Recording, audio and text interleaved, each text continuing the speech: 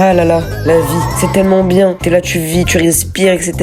Même si des fois dans la vie, il y a des petits problèmes, mais c'est pas grave. Hein. Jusqu'à ce qu'un mec invente l'URSSAF. Et vas-y, je vais pas passer par quatre chemins. Aujourd'hui, on va parler des pires trucs de la vie, là, ces fils de...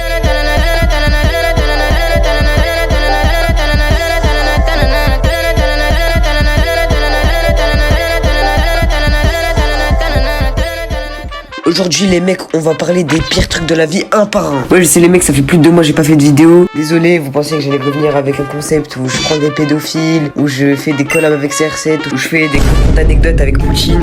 Ma bite, je reviens avec un concept tapine, des plus tapines. Les mecs sur TikTok là qui disent moi red flag, je veux pas que ce soit une pute. Enfin bref, like et abonne-toi parce que je suis sous OQTF, que je dois 100 000 € à la France et que je fais mes vidéos sur iPhone. Bon, on va directement commencer avec l'URSSAF. Je tiens à dire avant de commencer pour mettre un peu les choses en place que le gars qui a créé l'URSSAF, il est pire que le H. Bon, petite mise en contexte. Imagine, t'as un daron, t'as 2 enfants, t'as une femme, tu tiens un snack qui fait des chiffres d'affaires de 500 € par mois. Là, pendant un mois, tu charbonnes et tu réussis à gagner 1000 €. Et là, tu te dis, vas-y, ma femme, elle va être contente, je vais pouvoir payer à manger, je vais pouvoir payer des jeux à mes enfants, ça va être trop bien. Là... oui, allô, bonjour. Oui, bonjour, monsieur.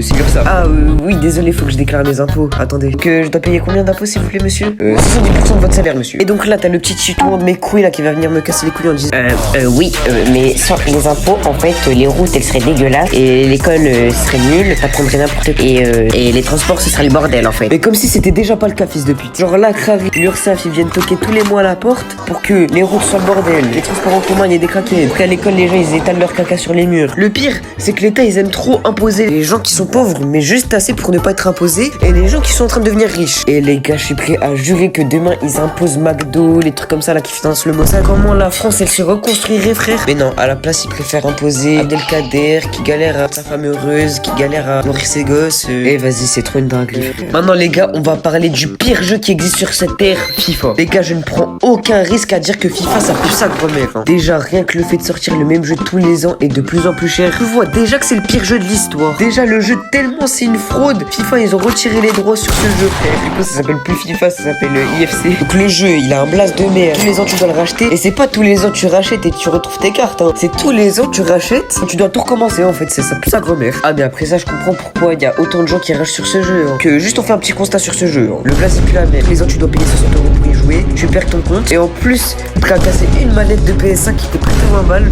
Voilà les gars, ne jouez jamais à FIFA, ça pue sa grand-mère. Maintenant les gars, on va parler de la suite de One Piece là. Oui, ça a rien à voir avec ce que j'ai dit avant. Et oui, je cale mes opinions sur la suite de One Piece dans une vidéo où je parle des pires trucs de la vie. De toute façon, c'est ma vidéo, je fais ce que je veux, tu vas rien faire. Donc pour moi, mais uniquement pour moi, hein, One Piece, à partir de Egghead, ça pue sa grand-mère. À part l'histoire de Kuma là, elle est trop triste. Désolé les gars si je vous spoil.